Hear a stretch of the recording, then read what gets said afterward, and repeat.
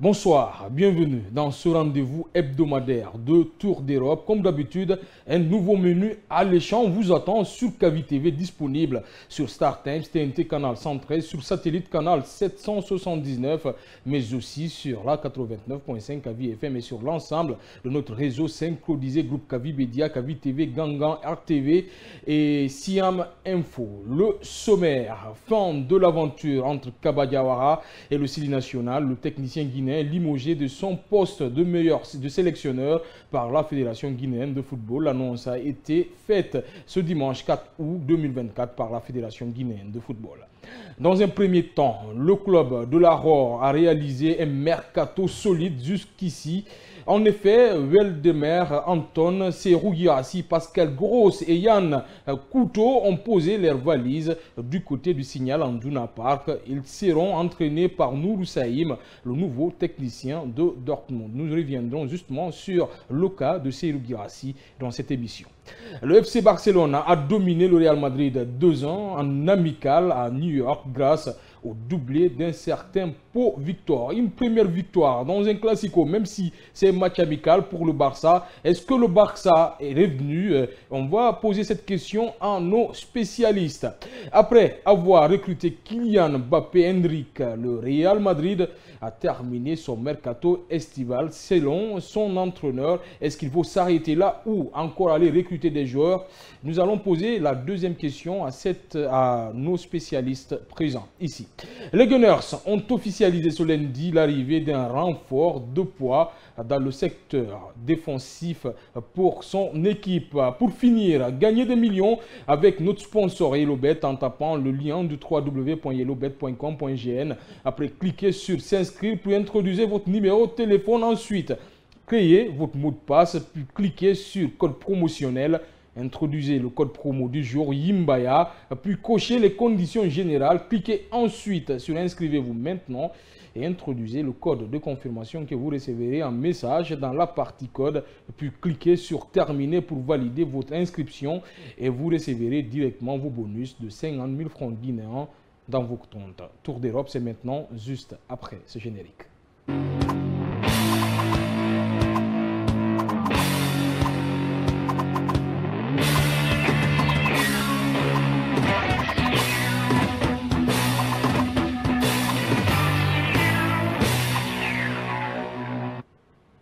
De retour sur ce plateau, nous allons commencer avec, bien sûr, nos invités. On va faire le tour de la table. On va commencer par Jean. Bonsoir Jean et bienvenue encore une fois. Bonsoir Hassan et bonsoir à tous ceux qui nous suivent ici et ailleurs. Bonsoir à tous ceux qui ont milité pour le départ de Kaba. Justement, c'est un avant-goût. Allez, de l'autre côté, Passibagoua, bonsoir. Bonsoir. Bonsoir Hassan, bonsoir à tout le monde, bonsoir à ces millions de téléspectateurs. Merci à toutes et à tous. Une bonne nouvelle pour Koya. Ouais, c'est une très bonne nouvelle. Je ris d'abord sur les premiers pics de Jean. On a tous milité, hein, parce que la dernière fois, si vous vous rappelez, Jean était vraiment catégorique dans ses dires. Mais un peu modéré quand même. Quand même, oui. C'est quand même bien. Je crois qu'on a dénaturé mes propos. Merci à tous. Et de l'autre côté, Amadou Mazor Diallo, bonsoir, encore une fois, bienvenue, très bien habillé pour cette édition Tour d'Europe, comme toujours. Merci Hassan, merci à nos téléspectateurs, auditeurs. C'est un plaisir qui est partagé de parler le football et voilà, de donner plaisir à nos téléspectateurs, auditeurs qui nous attendent lundi et jeudi dès qu'il est 16h. L'actualité oblige. Pour une première, nous allons commencer par la Guinée dans cette édition Tour d'Europe, nommé sélectionneur de l'équipe nationale senior en avril 2022 à la suite d'un appel à candidature. Kaba Diawara aura passé 2 ans et 4 mois à la tête du Sili national avant de voir son aventure prendre fin. Depuis la décision remerciant Kaba Diawara, les réactions se multiplient. Je vous propose de suivre ces reportages dans Soubaïlo Baldé. Juste après, on revient sur ce plateau pour en débattre. Dans son communiqué, la Fédération guinéenne de football accuse Kaba Diawara d'avoir manqué des résultats satisfaisants qui lui sont assignés dans le contrat. Le sélectionneur et son staff technique sont tous renvoyés afin de donner un nouveau souffle au Sili A. Pour Mohamed Diakité, journaliste sportif, limogé, Kaba Diawara ne résout pas le problème de l'équipe guinéenne. Moi, je suis toujours sur ma position et je vous ai toujours dit, le problème de football guinéen, ce n'est pas le problème d'entraîneur. ce n'est pas à ce niveau-là. Les entraîneurs, certes, aujourd'hui, quand il y a la victoire, on parle peu d'eux. Et quand il y a des défaites, c'est eux qui sont ciblés par tout le monde. Mais pour moi, le problème, c'est d'abord à la base. Il faut qu'on ait une bonne base en place. Aujourd'hui, je vous dis par exemple, vous avez des professionnels dans votre équipe. J'ai des jeunes amateurs qui jouent ensemble avec moi. Il y a la cohésion. Je peux battre votre équipe professionnelle. Faire progresser le Sili A parmi les 10 meilleures équipes africaines au classement FIFA était l'un des objectifs confiés à Kaba Diawara, chose qui n'a donc pas été atteinte aux yeux de la Fédération guinéenne de football. Moussa Sefa Kamara, aussi journaliste sportif, salue la décision de l'équipe dirigeante de la Fegifoot.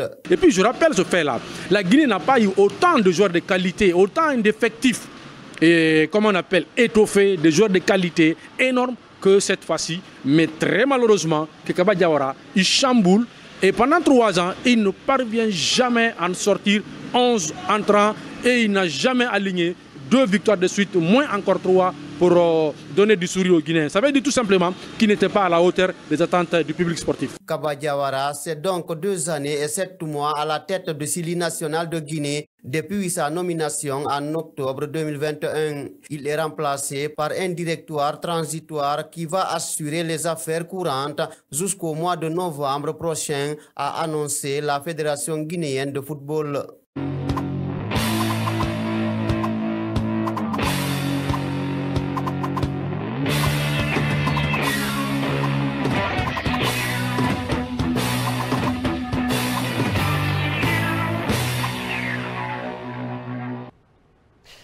De retour sur ce plateau, Amadou, on va commencer avec vous directement. Vous avez suivi ce reportage. Est-ce que vous vous attendiez à ce limogeage-là? Bon, moi quand même, je suis surpris parce que déjà, la fédération a retardé de limoger cet entraîneur. Je me disais de longue haleine. Vous l'attendiez? Ouais, exactement. Je suis quand même, là où je suis surpris du fait que la fédération, ils ont retardé de limoger Kaba Diawara parce que si vous vous souvenez, de longue haleine dans nos émissions, je parle des comptes performances de cet entraîneur qui n'a pas de vécu, qui n'a pas d'expérience. Ça, quand même, on peut l'accepter parce qu'on a vu des entraîneurs qui sont venus en Afrique, qui n'ont pas de vécu, qui n'ont pas d'expérience. On les a acceptés. Au fur et à mesure que l'équipe progressait, les entraîneurs là se sont améliorés. Mais contrairement à Kaba Diawara, au fur et à mesure qu'il opère des matchs, on ne voit pas d'amélioration. Ce sont les mêmes erreurs, ce sont les mêmes erreurs techniques. Et là, c'est l'équipe nationale, c'est le haut niveau, on ne peut pas pardonner. Quand on pardonne les erreurs au niveau de l'équipe nationale, ça va impacter d'autres joueurs. Parce que tout le monde est unanime que la vie d'un footballeur n'arrive pas à durer dans une équipe nationale. Tu as peut-être, si tu as la chance, tu peux jouer aux 3 CAN ou 4 CAN, c'est fini. Donc on ne peut pas se permettre à laisser un entraîneur apprenant apprendre sur la vie des autres footballeurs, tel que le cas de Serhou Guirassy qui a fait un bon moment ici, qui n'a pas eu d'opportunité d'être dans un bon registre. Ça va l'impacter au niveau de ses objectifs pour être ballon d'or africain. Et il est tout le temps en clash avec Morlaye Sylla, un joueur qu'on a besoin au niveau du milieu de terrain, Madi Camara et tant d'autres. Moi, je pense que c'est un entraîneur qui a manqué de caractère. Même si tu te rencontres avec des joueurs qui sont indisciplinés, tu es manager. Aujourd'hui, on n'appelle plus même entraîneur, on dit manager. Il faut partir manager les joueurs, parler avec eux, travailler sur de nouvelles bases, leur conscientiser. Quelle qu'en soit l'indiscipline de ces joueurs, si on avait un entraîneur de caractère qui était capable de gérer les vestiaires, parce que ça fait partie des rôles d'un entraîneur, c'est de gérer les vestiaires, apporter des bons résultats. Quand tu trouves qu'il y a des problèmes dans l'équipe, tu essaies de gérer. Mais on a constaté que lui, souvent, il est en clash avec le joueur. Lorsque Serhou Guirassy avait dit qu'il n'est pas dans un bon registre, il est parti directement répondre à Guirassy que c'est à Guirassy de s'adapter à son système. Là, on comprend du fait qu'il est amateur. Ça, c'est de l'amateurisme. Les faiblesses de Kaba Diawara, ce n'est pas seulement sur le terrain. Même sur le plan de management, on voit ses lacunes. Donc, ce qui reste clair cette fois-ci, la fédération a déjà donné son verdict. On l'attendait. Actuellement, on voit Kamfouri Lapé Bangoura avec Michel Doucier. Ces 2 personnes vont jouer le rôle de superviseur. Et Charlie Pakile, qui était adjoint de Kaba Diawara, qui va être l'entraîneur principal, secondé par Souleymane Kabara Abedi. On ne va pas se réjouir pour le moment. On reste sceptique, on attend de leur voir. Parce que le bilan d'un entraîneur, ce sont les résultats. Il faut que les gens arrivent à faire aujourd'hui ce qu'on appelle le manichin, faire la part des choses, ce qui est bien ou pas. Je ne le quitte pas, Kaba Diawara, il a apporté quelques surplus dans l'équipe nationale. Il nous a fait découvrir pas mal de joueurs. selon eux, il y a il n'avait pas le niveau pour vous de cette sélection. Non, il n'a pas le niveau. Kaba lui-même, il connaît, il n'a pas le niveau parce que quand on voit son parcours, il n'avait pas fait grand-chose auparavant. Et sur le plan tactique, c'est qu'il y a encore marrant, il ne progresse pas. Et au moins, s'il progressait, même s'il n'a pas d'expérience, on pouvait l'accepter. Parce qu'on a vu à lui, au fur et à mesure qu'il était dans l'équipe, malgré qu'il y avait des défaites, mais sur le fond de jeu de l'équipe, tu sens que l'entraîneur a tiré les leçons. Mais on ne peut pas jouer les éliminatoires de la CAN, de la Coupe du Monde, jouer la CAN, venir encore et refaire les mêmes bêtises au niveau des JO où on joue avec 2 milieux 6, 3 défenseurs. On ne peut pas continuer comme ça en dents de scie. On a besoin que des victoires. Il faut que l'équipe-là arrive à être dans les top 5 des équipes africaines. Ça faisait partie des objectifs de Kaba Diawara. Donc s'il n'a pas atteint ces objectifs, il peut être entraîneur au niveau des catégories inférieures, mais avec l'équipe nationale, on ne peut pas se permettre de donner un entraîneur tout ce temps. Il a fait combien d'années avec l'équipe nationale? Donc le fond de jeu n'était pas captivant, ce n'était pas très intéressant. Maintenant, nous, on oublie Kaba, on se projette devant. Vous êtes d'accord avec Amadou? Parce que je vous vois sourire là, tiens. Vous savez quoi, la fédération, elle a manqué de tact. Et on aurait pu peut-être remercier Kaba au lendemain de la CAN pour dire justement que les résultats n'ont pas été atteints, les objectifs n'ont pas été atteints, et puis on le remercie comme ça, comme toutes les sélections sérieuses l'ont fait et après la CAN. Malheureusement, on attend en plein milieu de la mer et on éjecte le capitaine du bateau et on veut que les choses aillent bien. Malheureusement, le remplacement, comme on voit, c'est un quator ou je ne sais, peut-être un trio qui va chapeauter. Je reviens en arrière. Écoutez, Kaba, il n'a pas fait... les résultats ne plaident pas en sa faveur, mais ce qu'il a envoyé à cette équipe, moi, je n'avais jamais vu ce Sili-là avec une telle discipline et un tel professionnalisme. Pour les 2 ans qu'il a passé à la tête de la sélection guinéenne, on lui a reproché de ne pas appeler des joueurs justement parce qu'il est reproché un certain manque de professionnalisme. On ne lui a jamais reproché d'avoir appelé un joueur parce que quelqu'un a voulu que celui-ci soit là, ou que quelqu'un a payé de l'argent, ou que celui-ci a payé de l'argent pour que le joueur soit là. Pour cela, il faut lui respecter. Et il faut aussi savoir qu'il a ramené une certaine discipline tactique dans cette équipe. Le Sili n'a jamais manqué de talent, n'a jamais manqué de joueurs capables de jouer au football, mais malheureusement, les joueurs ne jouaient pas les uns pour les autres. Et il a semblé ramener cela. Maintenant, le fait de l'éjecter, c'est plus ou moins normal, mais le contexte ne se prête pas. On n'est pas au moment, à un moment où il faut limoger un entraîneur. On est en plein milieu des qualifications. Donc pour vous, ça va impacter carrément cette... Justement, malheureusement, si on le limogeait pour envoyer quelqu'un de mieux et de meilleur, j'aurais pu comprendre. Mais on le limose, on envoie quelqu'un qui ne connaît rien d'autre que d'avoir été son adjoint jusqu'en décembre dernier. Malheureusement, pour vous prouver que l'expérience... mais à Michel Dussuet derrière. Parfois, le fait de nous dire répondu à la question. Qu'il a telle autre expérience ne veut absolument rien dire. Zidane, avant de prendre le Real de Madrid, n'avait aucune expérience de haut niveau en tant qu'entraîneur. Pep Guardiola, la même chose avec le Barça. Hervé Renard, la même chose avec la Zambie en 2012. Il est remonté malheureusement. Et nous, on dit que Kaba ne connaît rien, il n'a pas d'expérience. Et pour nous prouver et pour le remplacer, on envoie quelqu'un qui n'a d'expérience que d'avoir été adjoint de Kaba Diawara. Où on va? Avant d'aller avec vous, Passy, je vais citer justement la décision remerciant Kaba Diawara a été annoncée dans un communiqué par la fédération. Il a été décidé de mettre en place un directoire transitoire chargé à la gestion technique du Cilia. Ce directoire sera en place jusqu'au moins novembre 2024, période correspondant à la fin des qualifications pour la Coupe d'Afrique des Nations CAN 2025. Est-ce que c'est une bonne chose pour vous, Passy? Bah oui, je dirais que c'est une très bonne chose parce que la Guinée s'est ficelée des ambitions à participer à ces compétitions majeures qu'on appelle la Coupe d'Afrique. Mais elle n'a été jouée, Passy. Les qualifications de la CAN, ce n'est pas encore... ils n'ont pas commencé ces qualifs-là. La Coupe du Monde, ce n'est pas tout à fait enterré. Tout à fait. Maintenant, laissez-moi aller au bout de mes idées. Allez-y, allez-y. Ce que j'ai envie de dire, c'est vrai que Mazor disait tout à l'heure que la Fédé a pris du temps pour limoger. Je suis tout à fait d'accord avec ce dernier.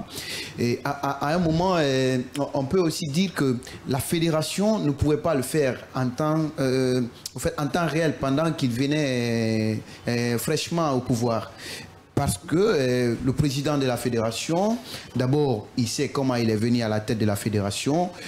il y a eu un front face au G47, il y a eu pas mal de soubresauts où on ne peut vraiment pas citer ici. Mais de l'autre côté, le second plan, il a aussi hérité un héritage laissé par le Conor, c'est-à-dire Kaba à la tête de l'équipe nationale. Parce que c'est vrai, avant que Bouba Sampi ne vienne, il avait trouvé que Kaba était là avec l'équipe. Juste, comme on dit souvent, que le pouvoir se négocie. Donc moi je dirais que c'était un pan qu'ils ont laissé, qu'ils ont minimisé pour laisser un peu le choix de Kaba à la tête de l'équipe nationale. La troisième chose... c'est pourquoi quand vous voyez, moi j'ai pas commenté en disant que on retourne à la maison avec la tête haute. J'ai pas commenté cela parce que pour moi j'ai compris la communication du président comme étant un ouf de soulagement parce que ça ne vient pas de lui. Automatiquement, au fond du dossier, c'est le Conor qui a installé Kaba, c'est le Conor qui a peut-être négocié qu'il soit à la tête de l'équipe. Donc, si Bouba Sampil est en tout cas président de la fédération, il est là où il a sauvegardé ce pouvoir, juste rien ne l'encombre en termes de responsabilité. C'est pourquoi, quand il a dit qu'il rentre à la maison avec la tête haute, moi j'ai compris. Maintenant, en ce qui est de cette préparation avec ce trio ou je ne sais pas quoi à la tête de cette équipe nationale, moi je dirais que c'est bon pour l'instant, mais est-ce que Kaba, le contenu, aujourd'hui on va juger Kaba parce que c'est le jour où il a rendu les clés de cette équipe, on va le juger en tant que bilan, comme on dit, comme on juge tout entraîneur à la tête d'un club ou à la tête d'une équipe, on le juge au moment, à la fin, qu'il rend la clé d'une équipe. Et aujourd'hui, tous ces arguments qui peut-être il a fait, on ne peut pas dire qu'il n'a pas fait de prouesse ou il n'a pas fait de clean sheet qu'on peut aussi apprécier. C'est vrai, à un moment, il a battu l'Algérie, à un moment, il a tenu tête face au Sénégal, le champion d'Afrique. Il a fait quand même quelques prouesses que nous reconnaissons. Mais on ne peut pas dire qu'on est satisfait. D'ailleurs, on n'a jamais été satisfait en matière de football en Guinée, sauf que c'est les larmes qui viennent au coin des yeux. Mais avec Kaba aussi, ça a été au fait la pire période qu'on a vraiment connue au sein de notre football guinéen. Qu'est-ce qui a précipité la chute de Kaba Diawara? Parce que Kaba Diawara était presque intouchable dans cette équipe. Ouais, vous savez, ce qui reste clair, un entraîneur, c'est ce que je vous dis. Quel soit un entraîneur ou n'importe quel métier que tu es en train de faire, il faut que tu progresses. Ouais. Quand il n'y a pas de progrès, on ne peut pas te maintenir. Ça, c'est donc. Et ce que les gens n'ont pas compris, être entraîneur, il faut partir voir, tu tapes sur Google, quel est le rôle d'un entraîneur. Ouais. Kaba Diawara n'a jamais rempli les critères et les rôles d'être un entraîneur. Un entraîneur, d'abord, la première des choses... Attention, Amadou, il a les diplômes nécessaires. Oui. Hein. On ne peut pas dire qu'il n'a pas rempli totalement les rôles d'un entraîneur. Non, je ne parle pas de diplôme. Il y a des acquis. Oui. Quel diplôme? Non, si vous me laissez finir... Quand je dis critères, le rôle d'un entraîneur, c'est là qu'est-ce qu'on attend de lui. La première des choses, qui est primordial d'abord, ce sont les résultats. Et proposer un plan de jeu à l'équipe. Troisièmement, faire un projet sportif. Ça faisait partie des conditions pour que Kaba vienne. Il a gagné sur plafond vert. Hein. Voilà. Donc je n'en dis pas. Ce sont des acquis. Normalement, ils ont dit encore que l'entraîneur devrait résider en Guinée. Mais est-ce que Kaba Diawara, il est informé d'abord de ce qui se passe dans le championnat guinéen? Il n'est pas informé. Et quand tu vois la sélection de Kaba Diawara, il n'y avait pas de critères de sélection. Tu prends aujourd'hui Kaba, il connaît des joueurs qui savent jouer au niveau du milieu de terrain. Hormis Morlaï, hormis Madi Camara, qui sont en train de jouer dans les autres championnats. Tu prends aujourd'hui Ibrahima Souri Sanko, il joue en Belgique, il est titulaire. Le jeune Fodé Camara, avec l'Espérance de Tunis. Le milieu de terrain là aussi, Konaté. Après la Coupe d'Afrique des Nations. Est-ce qu'il faut tout mettre sur Kaba Diawara? Oui, je suis en train d'aller. Je suis en train de vous. L'équipe nationale n'est pas un rendez-vous de tous les jours. Je pense que c'est le gratin, c'est les meilleurs qu'on a fait et ça dépend du choix de l'entraîneur. On va ordonner le débat. Quand on crie, on ne va pas se comprendre. Je suis en train de l'expliquer pourquoi Kaba a été limogé. C'est quoi le rôle d'un entraîneur? Ce n'est pas les raisons pour lesquelles il a été limogé. Quand tu m'écoutes, tu vas comprendre. Si toi tu ne comprends pas, les auditeurs vont essayer de comprendre. Alors, vous n'êtes pas posé cette question. Souvent, il te ramène un Naby Keita. Ok, on peut dire, on parle de l'expérience. Il t'amène un joueur comme Amadou Diawara, qui n'a même pas de club, je peux le dire ainsi, qui n'était même pas titularisé. Donc, quand tu vois d'abord les critères de sélection, c'est là où tu vas comprendre d'abord, il n'y a pas de logique dans ces critères de sélection. Maintenant, sur ces classements des joueurs, au niveau du classement, il n'y a pas de critères de sélection, il n'y a pas de logique. Je prends un exemple. Lors de la dernière Coupe d'Afrique des Nations, son premier match, il avait joué avec Konaté, il avait donné satisfaction. Après, on voit Konaté, ce même Konaté contre la Guinée équatoriale, il avait donné satisfaction. Contre la RDC, il met Konaté sur le banc, il te titularise Naby Keïta. C'est quel changement de système? On ne change pas un système pour le changer. Est-ce que Kaba peut nous expliquer pourquoi il a mis Konaté sur le banc? Et il avait vu contre la Guinée équatoriale, Naby Keïta a fait son entrée en seconde explication, il donnait des exploits, il lui met sur le banc. Il prend un joueur comme Agibou, il l'excentre. Il a le meilleur attaquant, il est incapable de l'utiliser. Donc quand tu vois comment Kaba travaille, le plan de Kaba, il y a trop de tâtonnement, il n'y a pas de professionnalisme. Tu sens que c'est de l'amateurisme. Il y a de ces cas, on peut accepter l'entraîneur. Mais un entraîneur, tu ne peux pas coacher une équipe nationale comme la Guinée, tu te laisses battre par le Botswana, par une équipe mozambicaine. Ok, on peut perdre les matchs, mais de quelle manière? De quelle manière? Soit ce sont les changements, soit c'est le schéma tactique de l'entraîneur, soit il a du mal à utiliser le profil des joueurs. Ce sont des cas, on ne peut pas pardonner à un entraîneur. Est-ce qu'on peut tout, peut mettre tout, on va revenir, est-ce qu'on peut mettre tout sur Kaba? C'est justement le problème. Attends, mais une seconde. Est-ce qu'on peut mettre tout sur Kaba, rapidement? On peut tout mettre sur Kaba. Pourquoi? Une défaite est avant tout technique. On dit l'équipe de Kaba Diawara a remporté tel match. Maintenant, il y a des détails. Cela ne veut pas dire que Kaba Diawara n'avait pas des atouts. Certes, il a ramené des joueurs. Mais vous savez que Michel Lussier nous a fait découvrir combien de joueurs? Beaucoup de joueurs. Les Razaki, les Ibrahim Traoré, tant d'autres, il a amené en équipe nationale. Ça fait partie de ses objectifs, mais ce n'était pas ça. Il ne s'agit pas de nous faire découvrir les joueurs. Ok, ça c'est bon. Mais un entraîneur, ce sont les résultats. Ta manière de jouer, les schémas tactiques, le plan de jeu. Aujourd'hui, même un profane dans le football est conscient que Kaba Diawara ne peut pas faire des changements. Il n'y a pas de logique dans son jeu. Il gagne contre l'Algérie, un match, ça fait même pas 2 semaines.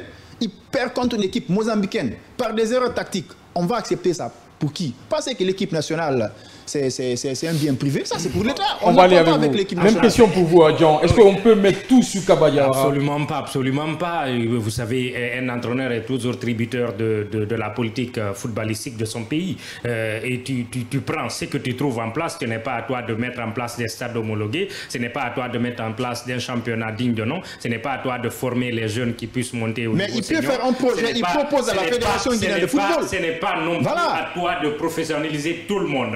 Depuis qu'il est là, il est en train d'aller séquentiellement. Il a, pour l'équipe senior, réussi à imposer le professionnalisme. Mais le problème des Guinéens, je vous explique, c'est quoi? Non, c'est pas faire le Guinéen.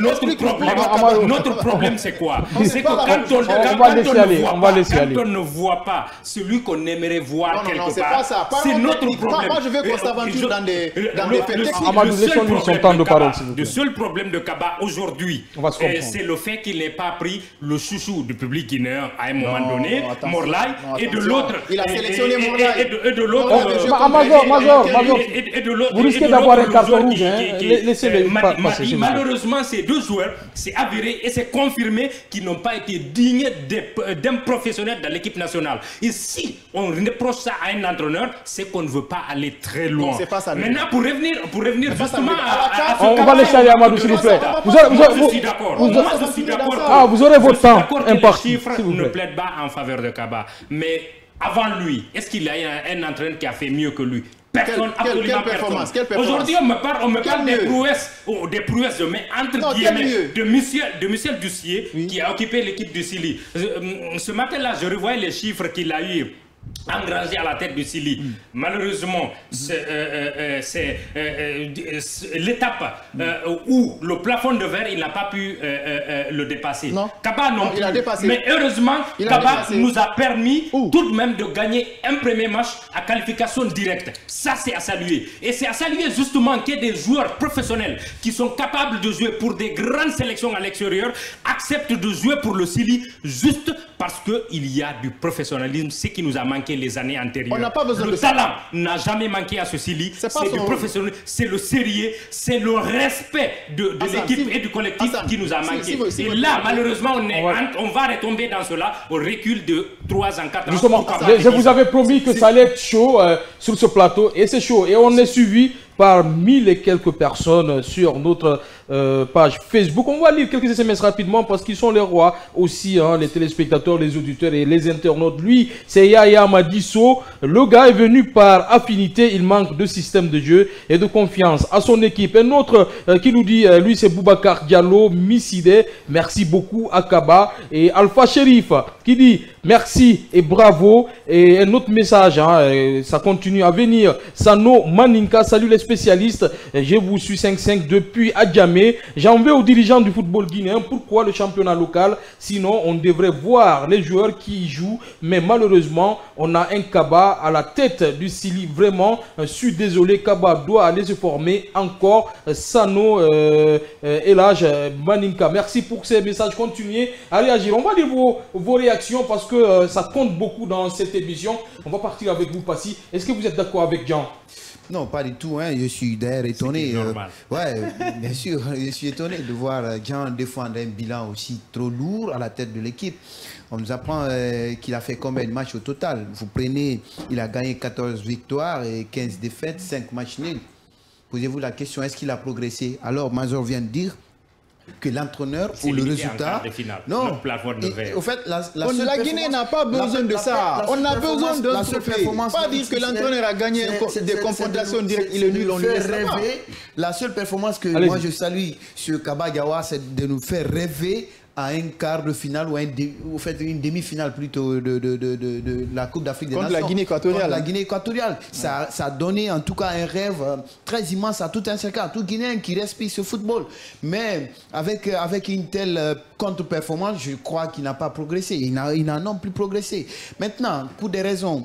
Pour ce que vous dites ici, qu'il soit politique sportive, c'est vrai. Est-ce que Kaba avait mieux que ça, les joueurs? Est-ce que Kaba avait mieux que cette équipe? Tout ce qu'il avait, en tout cas, je crois, il a eu des athlètes, il y a eu des joueurs qu'il fallait vraiment utiliser pour le faire maintenir. Parce qu'il n'a pas manqué de joueurs. Il est allé à la recherche des joueurs, il nous a fait venir beaucoup de joueurs talentueux qui ont envie de jouer pour la Guinée et puis avec du patriotisme. Peut-être parfois on a du mal à comprendre certains joueurs qui ne se donnent pas à fond, mais Kaba ne manquait pas de joueurs pour élever un peu le niveau du football, le niveau de l'équipe nationale. Il en avait totalement, mais sauf que c'était lui qui était manqué de système, c'était lui qui était manqué d'expérience en matière de gestion d'effectifs, c'était lui d'ailleurs qui était vraiment en manque d'arguments face à des équipes très costauds ou face à des équipes moyennes.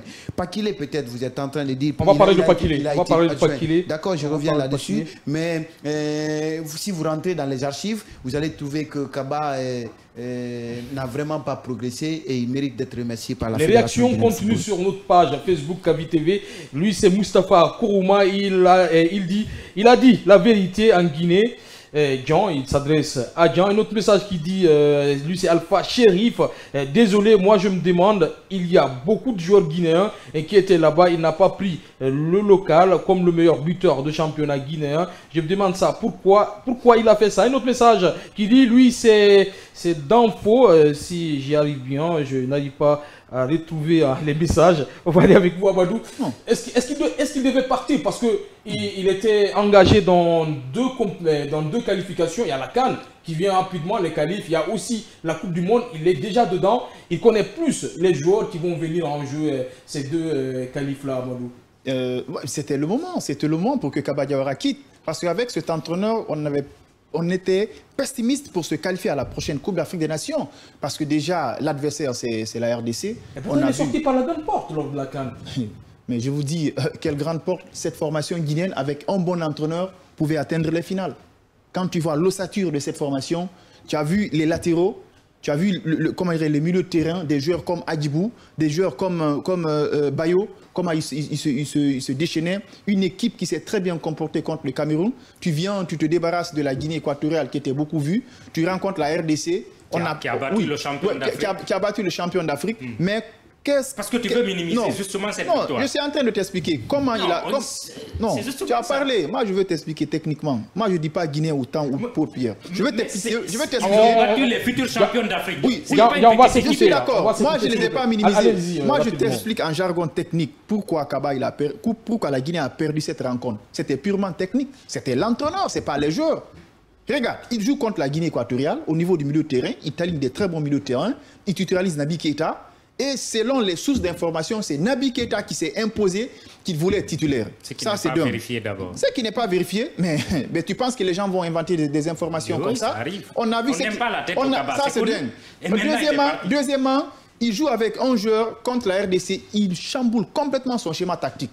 Les gens, il y a eu un débat. 50-50. Ah, Kaba, il est bon, donnons-lui le temps, il va progresser, on avance. Après ça, on vient au niveau des éliminatoires de la Coupe du Monde. Tu te rencontres une équipe comme le Botswana, même le horaire actuel est capable de défier le Botswana, ou des joueurs qui sont pas quand même connus. Tu vois l'effectif. D'abord l'Algérie. Non, je te dis ça. Non, avant même l'Algérie d'abord. On avait perdu contre le Botswana. Non, ça c'est avant la CAN. On va laisser partir. Je te dis, c'est après la CAN. D'avoir un autre carton. Manzo, maintenant c'est vous. Ok, même si c'est pas, on a perdu contre une équipe botswanaise. Contre l'équipe, je ne sais pas si c'est Mozambicaine ou quoi, l'unique but de Seydouba Cissé. Des conditions difficiles. On a perdu le match. Quand on a perdu cette rencontre, on pouvait accepter la défaite. Mais comment on a perdu cette rencontre? C'était encore les mêmes erreurs de l'entraîneur. 2 milieux 6, 3 défenseurs. Après ça, on vient contre l'Algérie. Il fait un bon match, on gagne contre l'Algérie. On l'avait félicité, tout le monde s'est réjoui. Il joue un match contre cette formation mozambicaine. Il change encore le système de jeu. Il perd. Morla était dans le match, il alimentait les couloirs, il jouait bien, il a levé Morla, on dit ok, il n'y a pas de problème. Le Stroukwa, il continue le match encore, il enlève Adibou pour jouer comment? Quand on a fait les deux changements, tout le monde s'est dit Kaba va perdre cette rencontre. On dit ok, on va l'accepter, donnons-lui le temps, comme on a dit, donnons-lui le temps, on l'a donné le temps. Il est parti au JO, il ne devrait même pas être le sélectionneur, il a pris l'équipe la marche, il joue un match de barrage contre l'Indonésie, il gagne la rencontre. Ok, la victoire, elle est acquise. Mais tu observes le contenu de ce match, tu verras que l'entraîneur qui a coaché cette rencontre pouvait plier cette formation indonésienne dès la première explication. Il gagne de justesse par un penalty. Il vient au niveau des JO, il joue contre une équipe néo-zélandaise qu'on pensait qu'on allait gagner ce match. Il répète les mêmes bêtises. 3 défenseurs, 2 milieux 6. Ça n'allait pas techniquement. Maintenant, la deuxième sortie contre la France, on s'est battu, c'est le plus organisateur, ils ont fait un bon match. Là, alors on a compris, contre les États-Unis, on l'humilie. Après, vous voulez dire qu'on va lui donner le temps, ok, parce qu'il est ordonné. Quand on parle qu'on va donner le temps parce qu'il a ramené de l'ordre dans l'équipe, c'est faux. C'est du désordre qu'il a ramené. Lorsque Ilex Moriba, on l'avait changé, il a pris le maillot, il a jeté. Le lendemain, il a titularisé. Le joueur n'a pas demandé excuse. Comment un joueur, tu le dis de... Non, c'est dans tes infos. Oui, mais dis donc, mais on sait Kaba Diawara, s'il n'avait pas demandé excuse, il allait parler. Il allait parler, il a dit, excuse-moi Hassan, il avait pris le maillot, il a jeté. Le lendemain, il titularise le joueur. J'ai pris langue avec les joueurs de l'équipe nationale. Ils m'ont fait comprendre qu'il n'a pas demandé excuse. Le joueur m'a dit carrément, il n'a pas demandé. Il titularise le même joueur qui n'a pas donné satisfaction. Il parle de critères. On a vu à la CAN, ce qui s'est passé à la CAN, c'est les Naby Keita qui s'imposaient. Il dit franchement qu'il allait jouer le match. Il y a eu des joueurs qui ont fait du n'importe quoi dans l'équipe nationale, qui sont malades, qui sont blessés ou pas. Ils préfèrent ces joueurs-là. Maintenant, il nous a fait découvrir qui? Il n'est pas team manager de l'équipe nationale.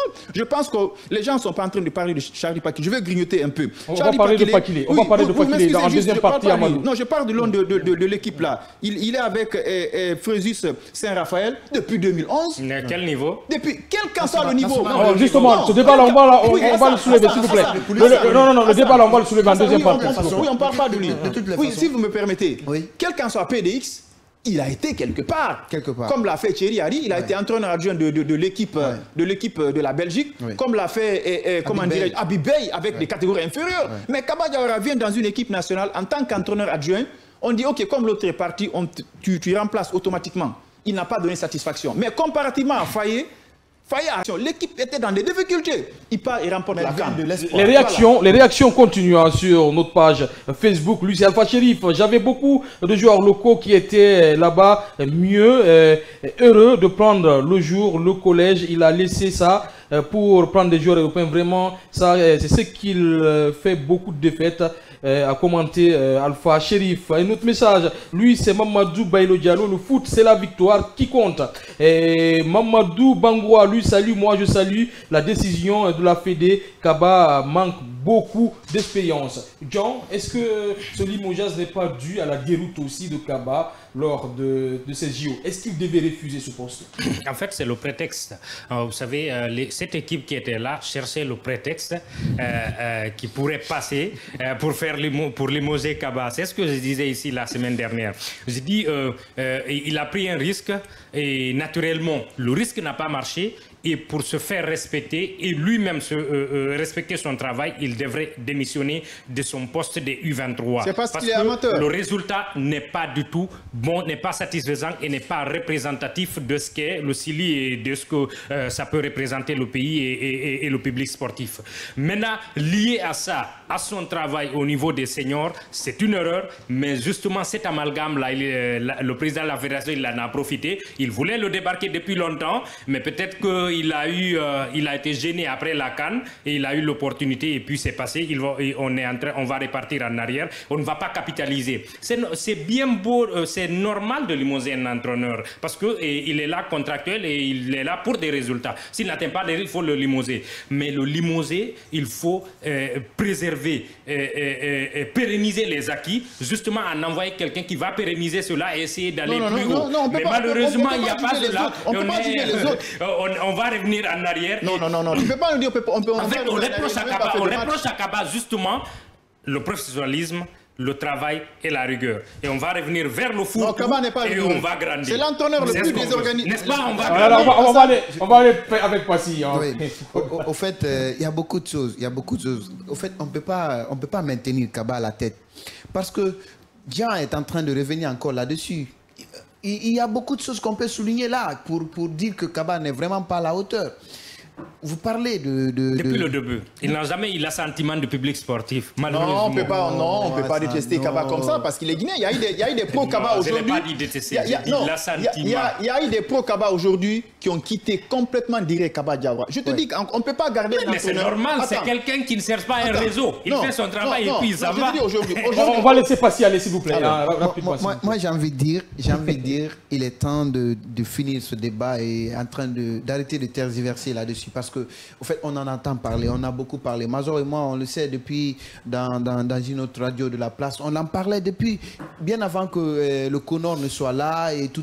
Parce qu'on disait, Kaba n'a même pas entraîné une équipe de U8 ou bien U10. Ce n'est même pas U8, il faut dire à l'école primaire. On n'en a pas trouvé. Et on trouve ce monsieur très utile pour le football guinéen pour venir diriger une équipe de haut niveau. Mais posez-moi la question. Qui a fait une carrière de haut niveau, justement. Quelle carrière? Allez-y. Dites-moi. Aujourd'hui, c'est un perturbateur. Dites-moi quelque chose. Quelqu'un qui n'a pas fait progresser une équipe espoir, est-ce qu'on peut le laisser continuer à la tête? Progresser en combien de temps? Non. La Guinée n'a jamais connu une telle performance, contre-performance de 3 sorties, 3 défaites avec combien de buts encaissés à la tête d'une équipe espoir. Et puis ça, c'est un record. Voilà. Et puis celui qui est censé, ou celui qui est, disons, à la tête de l'équipe A. Donc, posez-vous la question. C'est pas parce que Jean disait que c'était un piège tendu par la fédération. C'est ce que je disais d'ici à l'entame. Justement, est-ce que ce n'est pas un piège? C'est la question. Bien sûr, c'est un piège. On cherchait des preuves de confirmation. Des preuves, parce que c'est ce que je dis. Bouba Sampi ne pouvait pas prendre le risque de le limoger comme ça. Il ne pouvait pas le faire. Donc, il fallait le mettre à l'épreuve dans quelque chose. Et s'il montre ses incapacités, et derrière, il rentre à la maison avec la tête haute. C'est ce qui définit sa communication depuis la France. On a vu Morla Cissé qui est parti jusqu'en demi-finale. On ne parle même pas de ça. Mais Hassan... Dans quelle compétition? Hassan, c'est une compétition, c'est organisé par la CAF. Hassan, Dieu ne dort pas. On sait comment Kaba s'est retrouvé à la tête. Il a poignardé Paul Puit sur son dos. Il est venu. Celui qui était derrière, peut-être qui apportait un peu de précision avec Pakile. Il a été la main noire. On l'a cherché. Et regardez, c'est lui qui a chuté. Et voilà. Pakile, c'est Pakile qui revient. Dieu ne dort pas. Est-ce qu'Amadou, les journalistes n'ont pas poussé aussi Kaba vers la sortie? Parce que je me souviens, lors du dernier match contre les États-Unis, le président de la Fédération guinéenne de football n'était pas contre qu'il reste. Hein. Tu as vu? Après quelques semaines, on voit qu'on le limoge. Aujourd'hui, est-ce qu'on ne l'a pas poussé vers la sortie? On ne l'a pas poussé. On a dit ce qu'il est en train de faire. Ouais. On ne l'a pas triché. Le fait qu'on a perdu contre l'équipe mozambicaine, on ne l'a pas inventé. C'est réel, on l'avait perdu. Maintenant, en tant que spécialiste, je ne parle pas de quelqu'un qui parle dans les maquis, hein, un spécialiste de football. Qui parle en non, je parle en tant que spécialiste de football. Quand tu diagnostiques cette rencontre, tu mets la défaite. Ok, on met la défaite, on met la victoire à côté. Tu vois le contenu de jeu, tu sentiras qu'il y a des impacts négatifs sur le plan coaching. Il l'a fait à maintes reprises. Mais je pense que Bouba Sampi a été intelligent. Si Bouba Sampi se hasardait à laisser Kaba Diawara ici, on n'allait pas se qualifier à la CAN parce que les signes précurseurs nous ont montré qu'il est limité au niveau des changements et sur le choix des hommes. Il allait nous ramener les mêmes Nabi Keita, les mêmes Amadou Diawara qui vont courir sans donner satisfaction et qui vont fatiguer, qui vont épuiser Ablaye Touré. Et Guirassy allait avoir des blessures parce qu'il est défenseur, il est attaquant, il est tout. Ouais. On allait voir une rediffusion. Le fait qu'il a anticipé, lui-même il a compris s'il laissait Kaba, il allait partir avec Kaba. Ouais. Donc lui il est parti. Si j'entends Hassan, les gens vont me dire que Kaba Diawara a franchi quel cap. Si on n'avait pas augmenté le nombre des équipes à la CAN, la Guinée était éliminée. Oui. La Guinée était éliminée, on est terminé meilleur troisième. En phase de groupe. Après, il a terminé meilleur troisième en phase de groupe. Au lieu de se concentrer, il part sur Canal+, il raconte son histoire. Au moment où les autres entraîneurs étaient concentrés, il gagne un match, confrontation directe contre la Guinée équatoriale, avec un très bon milieu de terrain. Contre la RDC, Nabi Keita vient en tant que titulaire, ce qui nous montre que Nabi, il joue quand est-ce qu'il veut, il est remplacé quand est-ce qu'il veut. Exemple, moi j'ai des preuves. Contre Werder de Brême, Nabi Keita, de fait qu'il n'est pas titulaire sur la fête du match, il dit qu'il ne va pas monter dans le bus. Ce sont les mêmes vieilles habitudes qu'il avait l'habitude de faire dans l'équipe nationale. Ça, ce n'est pas preuve, c'est mais dis donc, ça c'est dingue. Regardez aussi, j'ai pris l'exemple sur Ilex Moriba. Il a jeté le maillot sur terre, mais le maillot, ça c'est le drapeau national. Il doit respecter le drapeau. L'entraîneur veut étudier, vous parlez de quelle cohérence? Mouri Konaté, où il est? Pourquoi Mouri Konaté n'est pas appelé dans la sélection? Qu'est-ce qu'il a fait à Kaba Diawara? D'abord, en fait, on est en train d'inventer des faux débats sur cet entraîneur qui a fait des caps. Mais nous, on a vu des entraîneurs qui ont amené la Guinée en une phase finale d'une Coupe du Monde. L'entraîneur qui est décédé. Est-ce qu'on a assisté à une conférence de presse? Les U17. Est-ce qu'on a on n'a pas assez de temps. Il nous reste beaucoup de sujets à débattre. Nous allons rester avec cette équipe du Sili. Michel Dussier, ancien sélectionneur du Sili national, et Charles Pakile, ancien assistant du sélectionneur national, et Souleymane Kamara Beddi, actuel sélectionneur du Sili. Des joueurs locaux vont composer ce directoire sous la supervision du directeur technique national. Est-ce que c'est un bon choix pour vous, Jean? Non, ça montre en fait le fait que rien n'a été préparé, on ne calcule pas, on voit la tête de Kaba, elle ne nous plaît pas, et puis on fait en sorte, on le remplace juste pour le remplacer. On n'a pas remplacé Kaba parce qu'on on va laisser aller. Malheureusement, on n'a pas le courage suffisamment de choisir notre leader pour prendre la tête de cette équipe. Vous avez cité un trio, moi je vais rajouter un quator, Kamfori Lapé qui les coiffe tous. Donc ça sera un quator qui va être le commandant en chef, on verra. Les trois sont venus sur une même décision. Pas qui est le commandant en chef non, pas du tout. Dussier est en haut et le coiffe, justement. Et lui, son adjoint aussi, en fait, les trois ont été nommés par une même décision, sur un même papier, qui va coiffer qui, on verra ça. Et c'est le quiproquo qui commence déjà. Parce qu'en réalité, ce n'était pas le moment. C'était pas le moment. Mais ils ont décidé d'envoyer un quator. Malheureusement, le Pakile dont on parle, justement, son seul fait d'arme, c'est d'avoir été adjoint de Kaba et jusqu'en fin 2023. Il est là parachuté justement à la tête du Sili. Comme quoi, le fait de parler expérience ne veut rien dire pour ce qui est de Kaba. C'est juste que, parce que sa tête ne plaît pas justement, qu'on parle comment dire ça, d'expérience. Sinon, Pakile n'en a pas et on est là, il est parachuté à le remplaçant justement. C'est une erreur et c'est un quiproquo qui commence déjà et on va commencer à en pâtir. Justement, on va rechercher Kaba dans quelques années. Parce qu'il met Pakile à ce poste-là, est-ce que ça ne comporte pas des risques pour vous? Non, au fait, il a concocté cet effectif avec Kaba depuis très longtemps, bien avant qu'il soit limogé à côté.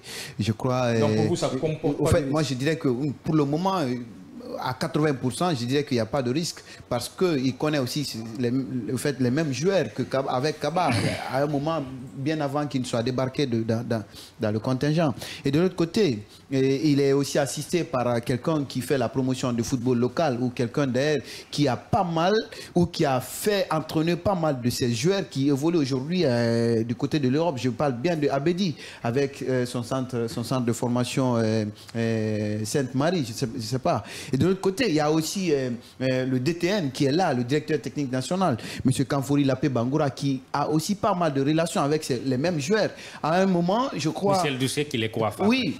Michel Dussier, je sais que c'est un entraîneur qui maîtrise les paramètres du football guinéen ou d'ailleurs africain. Qui les maîtrisait. Oui, tout à fait, parce qu'il vient fraîchement d'une équipe béninoise, je sais pas, béninoise ou je sais pas. Il a fait un bon projet là-bas. Il a fait un bon projet, d'accord. Donc, il maîtrise parfaitement les paramètres du football africain. Et en fait, on l'approche afin qu'il apprend ou qu'il continue à observer auprès de ses pairs. Je crois pas qu'il est... Vous nous apprenez qu'il va être le prochain sélectionneur. Oui, le prochain sélectionneur. En tout cas, moi, je le vois favorable. Alors, on va aller avec vous.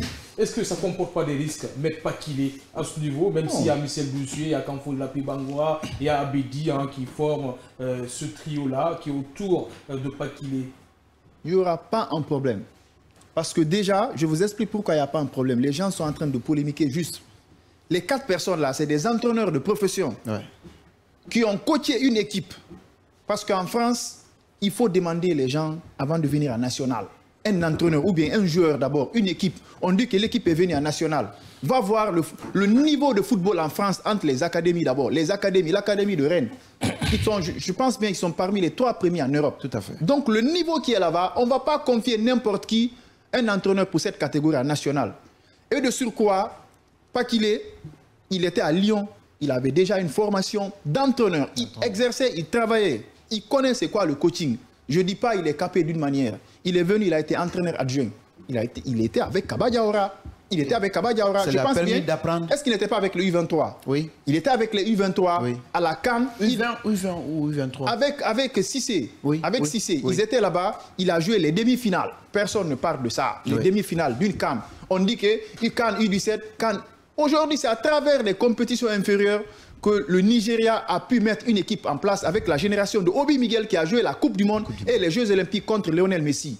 C'est là-bas qu'on a pu découvrir des grands joueurs. Ce sont les catégories à ne pas minimiser. Lui déjà, c'est un entraîneur à la base. Il connaît, il a exercé quelque part avant de venir en équipe nationale. Il a été adjoint, ensuite maintenant il devient titulaire. On dit qu'il n'a pas le niveau, qu'il a été parachuté. Il est entraîneur d'un club de 2011 à 2023, il est en activité avant de venir en équipe nationale. Oui. Tu prends Michel Dussier. Michel Dussier, lorsqu'il était dans l'équipe nationale, la Guinée était parmi les top 10 sur le classement FIFA. Oui. Michel Dussier, les demi-finales de la CAN en même temps. Michel Dussier, il a été les top 10 en Afrique. À l'époque, lorsque Michel Dussier était entraîneur, la Guinée avait massacré le Botswana. Lorsqu'il était entraîneur, on pouvait faire un but partout contre le Ghana à l'époque. Tout à fait. On a fait un but partout contre le Cameroun à l'époque. On nous appelait les Brésiliens. On a fait un but. Est-ce qu'on a la même génération? On a fait cette année un but partout aussi face au Cameroun, justement. Est-ce que Kaba avait dans les mains cette génération depuis celle du 2010 quand même? Je suis en 2012 aussi. Je suis en train de vous expliquer pour vous dire que ces personnes qui ont été choisies, c'est pas des amateurs. Ouais. Je ne suis pas en train de vous dire qu'ils vont faire des prouesses. Est-ce qu'il a fait mieux que Kaba? Oui, ce qu'il est en train de t'expliquer, c'est qu'eux, ils ne sont pas amateurs, mais Kaba l'est. Attendez, non, Hassan, on est en train de... Est-ce qu'il a fait mieux que Kaba? On est en train de me perturber ou perturber les auditeurs. Ça ne marchera pas avec moi. Je vous dis encore. Je vous explique. Michel Dussier, il est parti à la CAN lorsqu'on avait fait les tirages au sort avec le Mali. Vous avez vu le niveau de jeu qu'on avait joué là-bas avec les Ibrahim Traoré. Il s'est qualifié à la Coupe d'Afrique des Nations devant le Nigeria. On était en déplacement. Il y avait Wanko Kanu sur le banc de touche avec la génération de Sadio et tant d'autres. Vous avez vu la prestation de la Guinée, les Jules Deba et Tegue. Donc c'est pour vous dire que le niveau de jeu que Michel Dussier affichait, on n'a jamais reproché Michel Dussier. Quel résultat justement? Parce que tu peux parler de résultats. Je te parle des résultats. Je te parle des résultats. Parce que le niveau était bon. Il a joué une Coupe d'Afrique des Nations. Il s'est qualifié. Il s'est limité à quel niveau? Non, je te parle.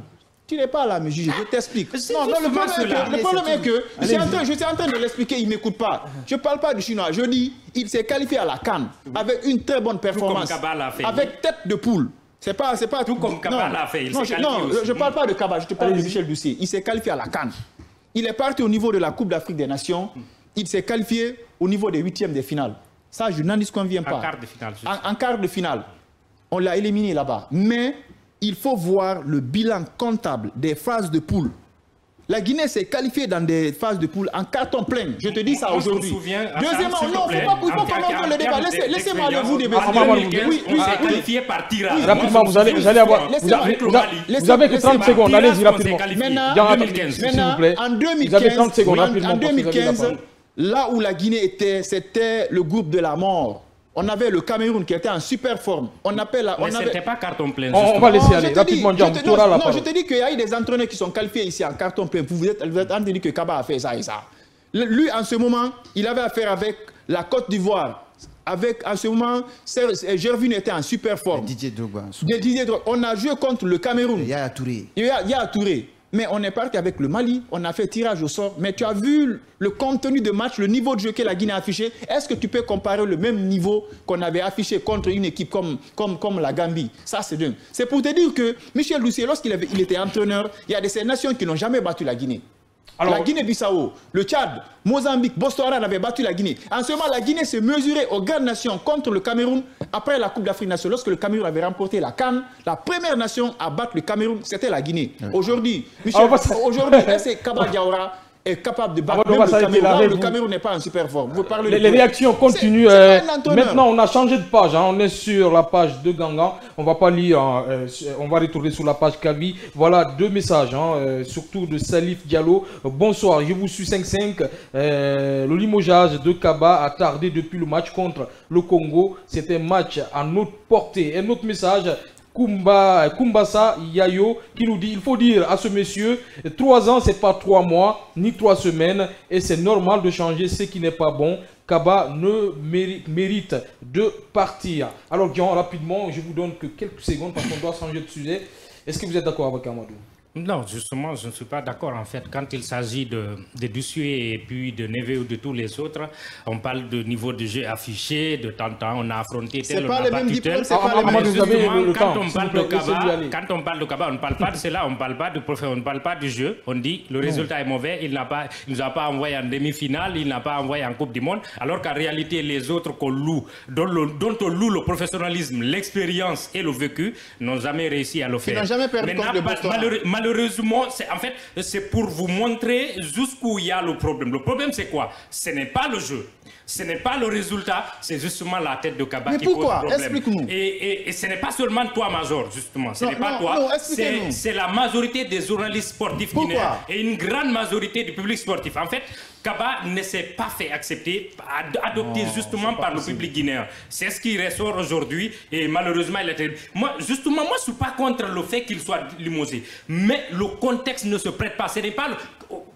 Tout récemment, on a entendu quelle équipe limogée son entraîneur. Parce qu'on est en plein milieu de qualifications. Le Mali quand on finit une compétition, avant les 2 matchs précédents, avant le début des qualifs de la CAN, justement, avant les 2 matchs, ils l'ont limogé. Ça fait même pas 2 mois. En fait, les équipes qui sont sérieuses, les sélections sérieuses, attendent la fin des compétitions, comme après la CAN.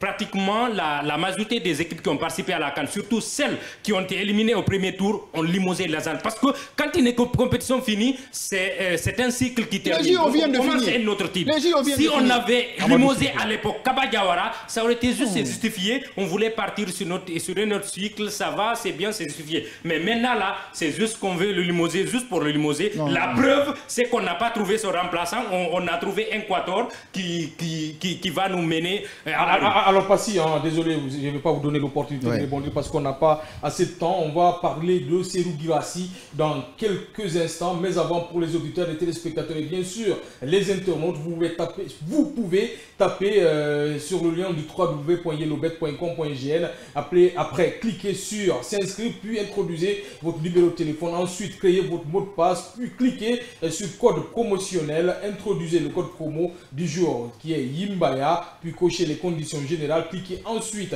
sur inscrivez-vous maintenant et introduisez le code de confirmation que vous recevrez en message dans la partie code. Puis cliquez sur terminer pour valider votre inscription et vous recevrez directement vos bonus de 50 000 francs guinéens dans votre compte. Dans quelques instants, nous allons parler de Serhou Guirassy qui a déjà commencé les entraînements avec son équipe de Dortmund.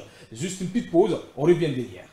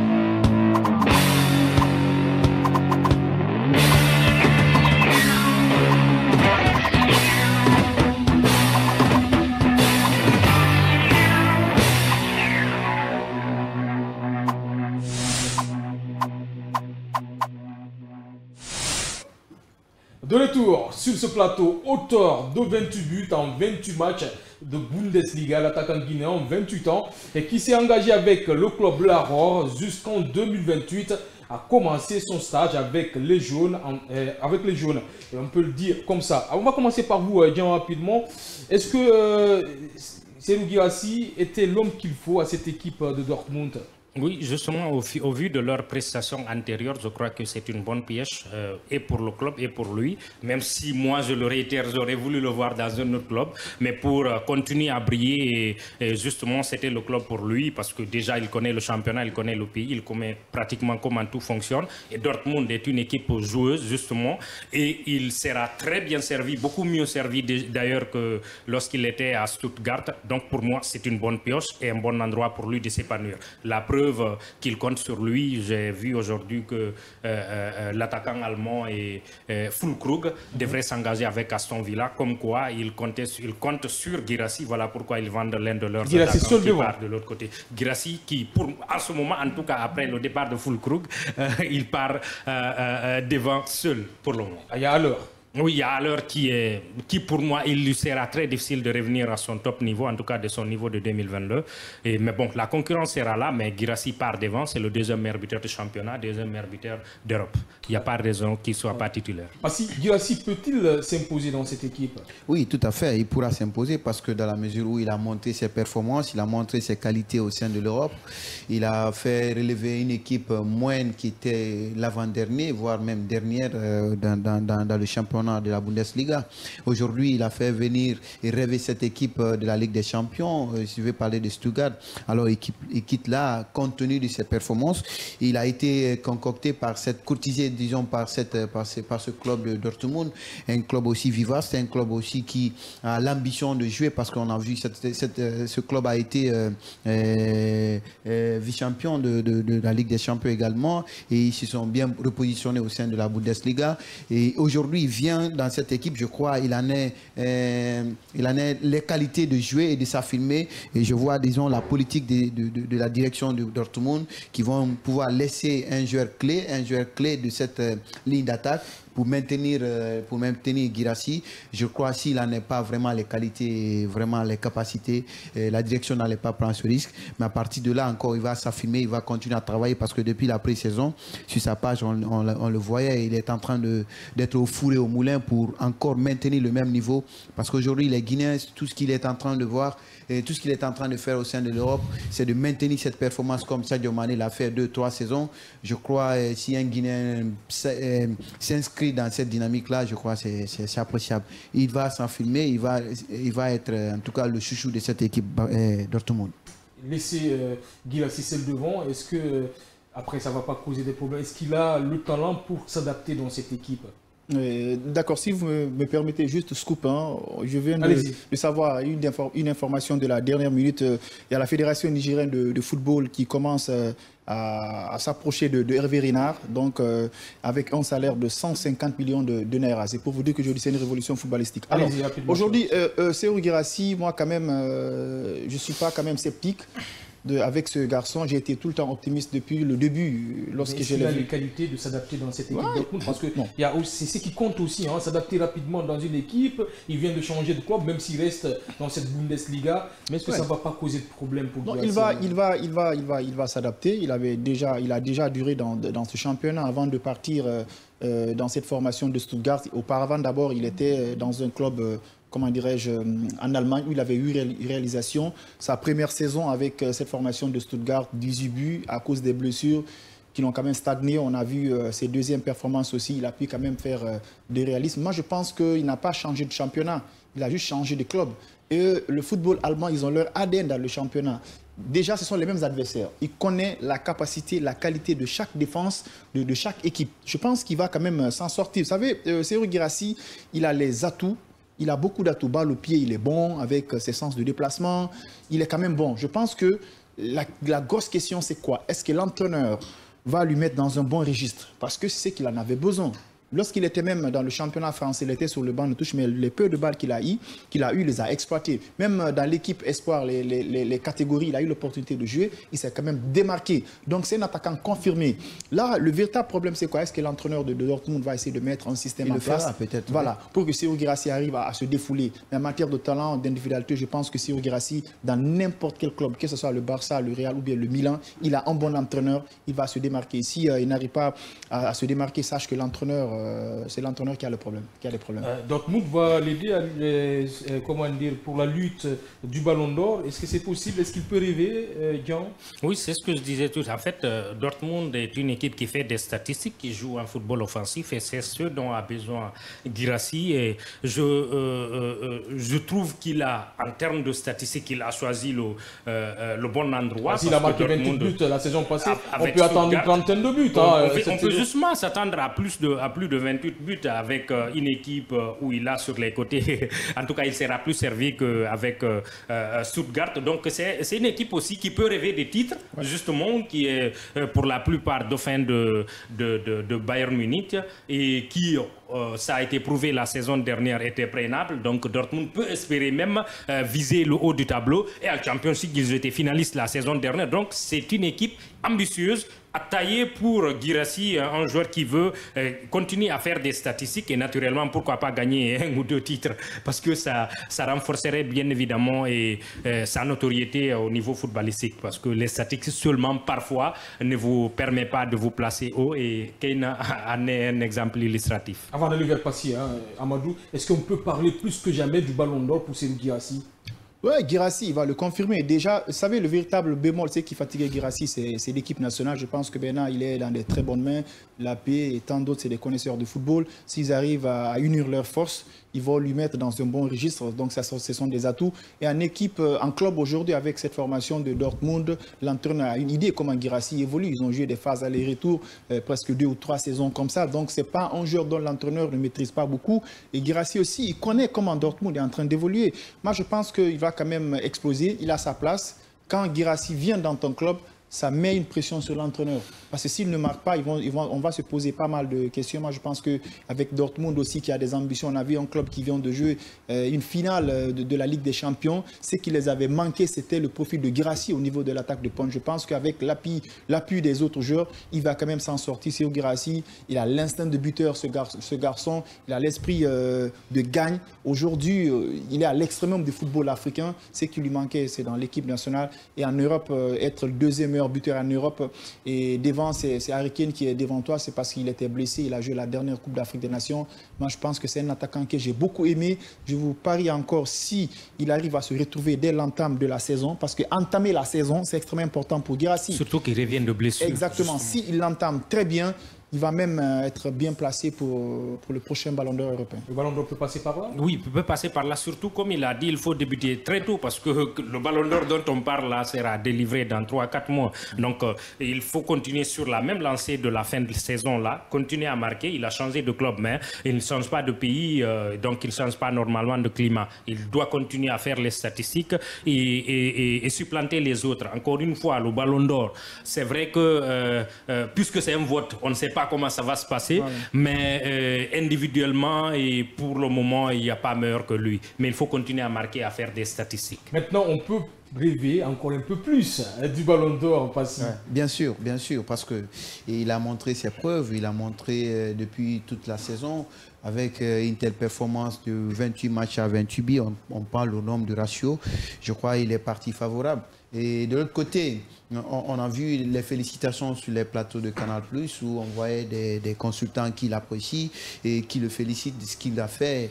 Et ça a donné, en tout cas, un rêve aux jeunes aussi de continuer cette dynamique. De l'autre côté, s'il entame, comme Major vient de le dire, la pré-saison très bien et qu'il rentre bien dans la saison avec un début très alléchant, et très alléchant autant pour moi, je crois qu'il va encore partir. On a rêvé ce Ballon d'Or depuis pendant plus de 30 ans, près de 40 ans maintenant. Si un Guinéen nous l'emporte encore, ce serait mieux. Maintenant, c'est le travail, comme vous l'avez sollicité dans le menu, c'est le travail aux jeunes, c'est de trouver... C'est à l'entraîneur de trouver en tout cas un système autour de cet attaquant fétiche pour pouvoir le mettre au niveau de ses rêves et puis partir avec. Je crois dès le premier trimestre du championnat, on parlait encore de Guirassy et puis de ses performances. On va filer en Amérique, on va parler du Classico. Vous vous attendez, bien sûr qu'on allait en parler, on ne va pas vous laisser quand même. On va parler de ce Classico-là. C'est sans transition, c'est la reste. Un Barça Real, même en amical, même aux États-Unis, même avec des effectifs disparates, en raison de la reprise différée des stars des deux équipes. Le FC Barcelone a dominé son meilleur ennemi 2 ans dans la nuit de samedi à dimanche au MetLife Stadium de New York. L'équipe d'Hansi Flick a débuté avec de nombreux joueurs du Barça B autour de Marc-André ter Stegen et Robert Lewandowski. Et c'est l'attaquant Pau Victor, 21 ans, aucune apparition chez les pros en match officiel, qui a donné la victoire à son équipe avec un doublé 42e et 54e minute. Pau Victor, comme a dit Jean, dans un classico, un doublé. On ne connaît pas ce joueur, mais il a tout de même... il a l'étoffe d'un grand, c'est justement... Il a l'étoffe d'un grand, on le voit sur l'écran. Jean, c'est un joueur exceptionnel. Oui, le classico n'est jamais quelque chose d'anodine, il faut le souligner. L'année dernière, on se souvient justement que Fermin, ce qui lui a permis de rester dans l'équipe A, c'est d'avoir justement marqué dans ce classico-là. Et pour se nommer Pau Victor, contrairement à ce que beaucoup de gens disent, pour une fois, il faut reconnaître qu'il n'est pas un fruit de la Masia. Il est formé à Girona. C'est vrai que c'est un coulé de naissance. Il est né au Barça, toujours fan du Barça, mais il a été formé à Girona. C'est l'année dernière qu'il a débarqué au Barça pour justement jouer dans le Barça Athlétique, donc la deuxième équipe. Et pour cette tournée, Flick lui a apporté confiance. Il faut dire qu'en 2 matchs, il a 3 buts.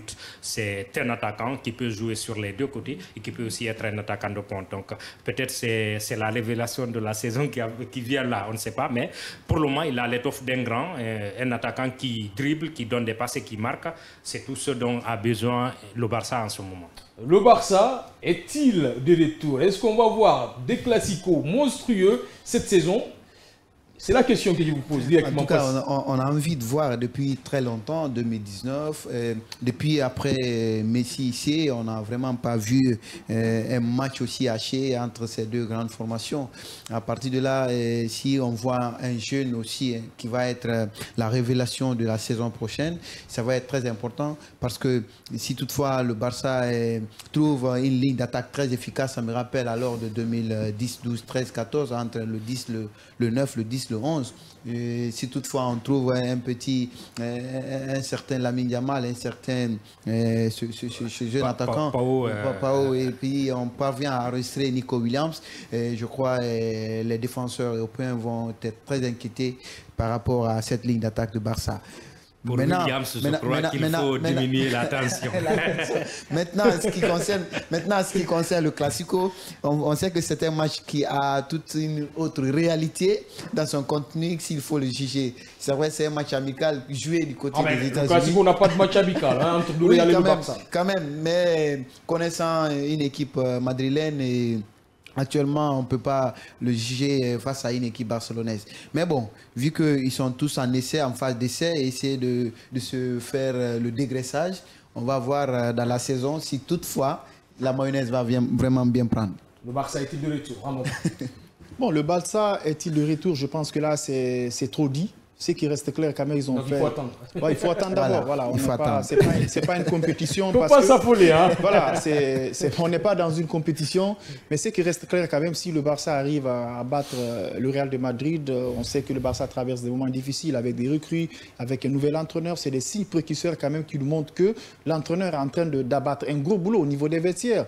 Quelle qu'en soit la nature de la rencontre. Mais si le Barça et le Real jouent, même si ce n'est pas les deux clubs, même si c'est les supporters qui jouent, on connaît l'enjeu de la rencontre. Donc il y aura forcément une concentration et ça va être noté au niveau des agendas du football. Le Barça a gagné tel nombre de matchs, tel nombre de victoires, avec un match amical et tant d'autres. Moi, ce qui reste clair quand même, le fond de jeu, c'est aussi intéressant. J'étais séduit par la philosophie de jeu de l'entraîneur. Je le dis souvent, un entraîneur, c'est purement technique. Quand tu es bon, ça va se répercuter sur le terrain. Mais actuellement, je ne vais pas m'aventurer dans des idées qui sont précoces pour faire le bilan des Blaugrana. Je vais les attendre, voir comment ils vont entamer le championnat, même à travers ces matchs amicaux. Bah, c'est un bon match contre le Real. Est-ce qu'ils vont quand même faire encore les mêmes exploits, les mêmes performances face à 3 ou 4 clubs? Même au niveau de ces préparatifs, on peut quand même se réjouir que le Barça nous a montré des signes précurseurs qui montrent que peut-être la saison à venir, on peut compter sur eux. Et surtout, le niveau de jeu du championnat espagnol, ça va être assez intéressant si le Barça et le Real est en super forme. Atlético Madrid commence à faire de recrutement. Nous, les passionnés du football, on va se régaler. Et les gens qui ont envie d'annoncer, les sponsors aussi, parce qu'on dit que souvent, le football est organisé pour les hommes riches, le spectacle, c'est pour les pauvres. Donc forcément, il y aura des annonceurs qui vont venir. Et nous, on va se réjouir en tant que passionnés de football si le Barça est en super forme et le Real de Madrid, ça va encore animer la galerie. Côté madrilène, Jean, Kylian Mbappé et Jude Bellingham étaient absents alors que Vini Junior est entré en jeu. C'est Nico Paz, 82e minute, qui a réduit l'écart en fin de rencontre. Un jeune qui a marqué pour le Real aussi. Mais pour dire que la moitié des joueurs de cette équipe du Real étaient sur le banc, on ne peut pas dire que cette équipe du Real a démérité dans cette équipe, dans ce match. Non, pas du tout. En fait, et le Classico n'est jamais petit, justement. Vous savez, pour les joueurs, par exemple pour les Vini, pour les Lewandowski, qui sont des joueurs qui sont venus d'ailleurs, ça peut ne signifier que des matchs ordinaires, quoi. Ouais. Mais pour les jeunes comme Paes, comme Pau Victor, comme les autres jeunes du Barça ou du Real, pour eux, ils sont nés dans cette rivalité, ils ont grandi dans ça. Donc quand il s'agit de Classico, le plus important c'est de gagner et ils se donnent à fond. Les Classicos n'ont jamais été aussi difficiles qu'au début des années 2010 où le Barça avait pour la plupart des joueurs de la Masia et le Real, il y avait bien évidemment les Casillas, etc., etc. Donc ça donnait un peu plus de punch parce que la rivalité elle est héréditaire de ce côté et on se donne beaucoup plus. Le jeune nommé Paes, je crois qu'il a fait quelques apparitions la saison dernière. C'est un bon jeune et qui doit confirmer, mais au Real, encore une fois, c'est très difficile pour les enfants d'exploser qui viennent du centre. Il leur faut du temps, surtout aller s'aguerrir avant de revenir, comme l'a fait Caraval, et c'est peut-être ça l'option pour le jeune Paes. Alors, on va marquer une courte pause pour nous permettre de changer, bien sûr, le fond du plateau. On revient juste après dans la minute du partenaire.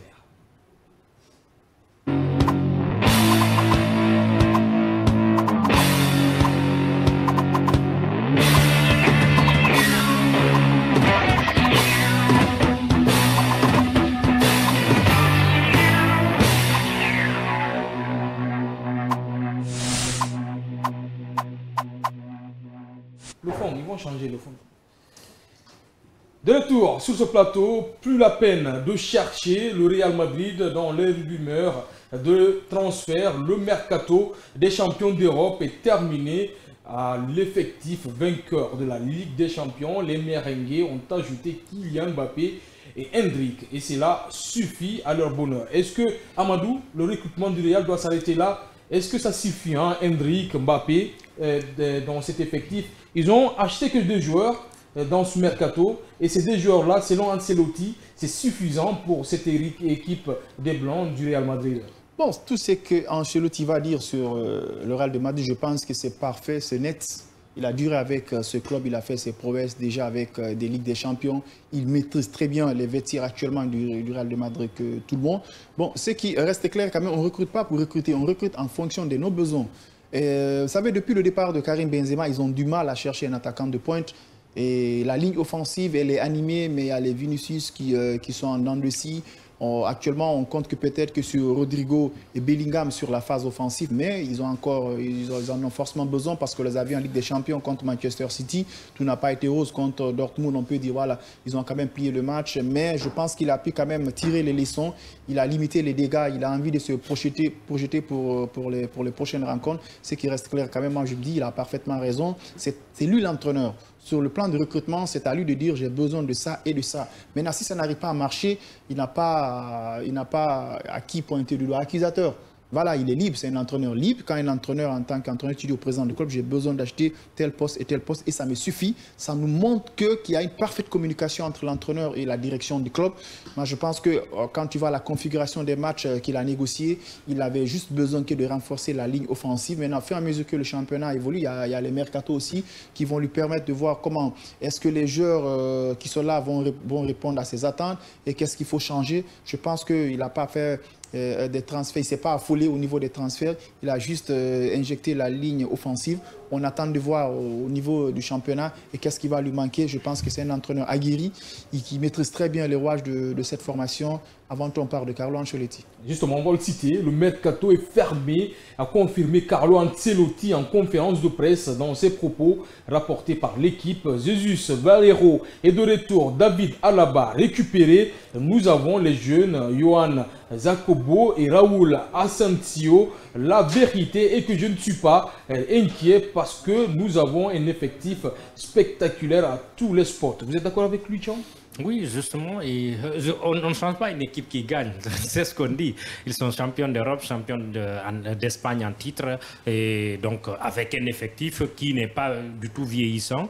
Et peut-être, si on parle de vieux, on va parler justement de Modric et de Kroos qui a raccroché. Et pour les autres, c'est des jeunes. Il y a là-bas qui n'est pas aussi jeune. Oui, mais ils n'ont pas pu compter sur lui lors de la fin de la dernière saison. Ouais. Donc, il peut vous jouer sans. S'il est là, ils peuvent l'utiliser, mais à son absence, ils peuvent jouer sans. Donc, il connaît aussi son effectif. Le Real a justement réussi là où le Barça n'a pas réussi. Le fait de savoir ou de pouvoir gérer la transition d'après Ronaldo. Ils ont su envoyer des jeunes qui n'avaient pas suffisamment l'étoffe du Real de Madrid, mais qui étaient encadrés par des expérimentés au début par Benzema, maintenant par Kroos et puis par Modric, qui ont maintenant pris la relève. Je veux parler de Vinicius et de son compère brésilien et de Bellingham depuis la saison dernière. Donc ils ont su, eux, gérer la transition et prendre des jeunes talentueux, les encadrer pour qu'ils deviennent des grands. C'est ce qu'ils sont en train de faire et ça les réussit très bien. Celui-ci est un entraîneur qui, tu peux ne pas l'aimer, mais il est tranquille dans la tête, il sait ce qu'il veut. En route pour le doublé, Passy, pour le Real Madrid, avec cet effectif extraordinaire, Mbappé, Endrick, il y a aussi Bellingham, Vini Junior, Rodrigo, et au milieu de terrain, il y a quand même un Tchouaméni, il y a un Camavinga, il y a Valverde. Tout ça, c'est exceptionnel dans cette équipe. Oui, c'est exceptionnel parce que si l'entraîneur affiche déjà ses ambitions, déjà il sait ce qu'il veut faire. L'effectif est bien loti. Le milieu de terrain où on retrouvait un peu de vide à travers le départ de ces deux géants de cette formation madrilène. Je crois les remplaçants ont été préparés depuis en amont. Je parle de Camavinga, je parle de Tchouaméni et Valverde et tant d'autres. Et le secteur du milieu de terrain, je crois encore à ce moment est tranquille. Il se reste que, comme Mazor l'a dit, c'est d'apporter un coup de tonus au niveau de la ligne d'attaque. Le Real Madrid ne se plaint pas du tout pour le moment en termes d'effectifs, de problèmes. Il ne faut pas recruter pour recruter. Les gens l'ont dit ici sur ce plateau. En matière de défense, ils sont bien, ils sont garantis. Le milieu de terrain aussi, il y a des jeunes virevoltants qui répondent, qui ont été préparés, qui ont appris avec les doyens et qui vont avoir la responsabilité du rond central. La ligne d'attaque, s'ils trouvent un certain Mbappé et d'autres qui vont s'ajouter à ce dernier, je crois on va voir un autre Real Madrid encore cette saison, et surtout qu'avec un entraîneur qui est purement intelligent, qui a vraiment une technicité hors norme. À ce niveau, je dirais que le Real est tranquille parmi ces tant de clubs en Europe. Après sa défaite en amical contre l'AC Milan 1-0, le Real Madrid a 2 autres rencontres de préparation face au FC Barcelone et à Chelsea avant d'affronter l'Atlanta Bergame le 14 août pour la Super Coupe d'Europe. Et pour les auditeurs, le téléspectateur, vous pouvez taper sur le lien de www.yellowbet.com.gn. Après, cliquez sur s'inscrire pour introduire votre numéro de téléphone. Ensuite, créez votre mot de passe. Puis cliquez sur code promotionnel, introduisez le code promo du jour, Yimbaya, puis cochez les conditions générales. Cliquez ensuite sur inscrivez-vous maintenant et introduisez le code de confirmation que vous recevrez en message dans la partie code. Puis cliquez sur terminer pour valider votre inscription et vous recevrez directement vos bonus de 50 000 francs guinéens dans votre compte. Tour d'Europe s'arrête là. On va s'arrêter là. Abadou, Jean et Passy. Mais avant, on va distribuer les cartons rapidement. Vous avez que quelques secondes s'il vous plaît parce qu'on n'a plus de temps. On va commencer par vous, Jean. Rapidement, votre carton. Un rouge pour la FEGIFOOT, la Fédération guinéenne de football, surtout son président, pour les atermoiements et le manque de clarté dans la décision de Limousin Kaba et son remplacement. Ouais, juste un carton vert à notre fidèle téléspectatrice Rao Kamara du côté de Koya qui nous suit de près. Allez-y. Merci à vous. Rapidement. Moi, j'ai 2 cartons. Carton vert à la Fédération guinéenne de football qui a compris que développez pas, Madou, donnez vos cartons rapidement, on n'a pas de temps. Que la Guinée, quand même, on a besoin des objectifs. Et carton vert à l'équipe qui vient de prendre l'arène de cette formation guinéenne. Il s'agit bien du coach Abedi avec Michel Doucier et tant d'autres. Je le souhaite quand même bonne chance et je sais quand même qu'ils vont être à la hauteur de ses attentes. Et s'ils arrivent à faire le contraire, on va le faire comme on l'a fait à Kabayara. Carton vert à nos téléspectateurs, nos auditeurs et surtout nos internautes, sans oublier la technique, la régie, nos cadreurs. Et carton vert à la rédaction sportive qui m'a aidé à préparer cette émission. On se retrouve dans World Sport ce jeudi pour continuer le débat du Sidi National Guinée. Bonsoir. Je vous amène dans les profondeurs du monde, au début de tout, là où l'idée devient matière et la matière devient service. Dans un monde incertain où la fortune et l'infortune s'échangent les rôles en un laps de temps, la confiance est ce qui guide les pas et les paris. Conscient que le monde est une évolution et que l'évolution incite à la confiance, YellowBet décide de monter d'un cran. Il s'invite dans vos écrans. Avec YellowBet, c'est le ticket remboursé. C'est aussi les jackpots, sans oublier le casino, le pari sportif en vrai miel. Et la cerise sur le gâteau, c'est le commis qui réchauffe le cœur et les poches. Le service client mis en place aurait bien pu clamer que votre volonté soit faite, que vos paris vous soient faciles et que vos gains pour la première fois tout de suite après vous parviennent dans vos smartphones. C'est cette nouveauté qui est venue changer la vie du pari, conquérir le cœur des parieurs. Par ailleurs, les années passant, la confiance demeure et grandit. Notre YellowBet grandit aussi avec elle. Elle fait grandir d'autres gens à travers tout le pays qui perçoivent leurs gains sans souci aucun. YellowBet ambitionne de relever le pari de l'innovation et du choix premier des Guinéens. Porter le flambeau et s'autoriser de bons rapports avec les autorités. L'histoire s'écrit à l'encre de la volonté et l'avenir appartient à ceux qui rêvent en YellowBet.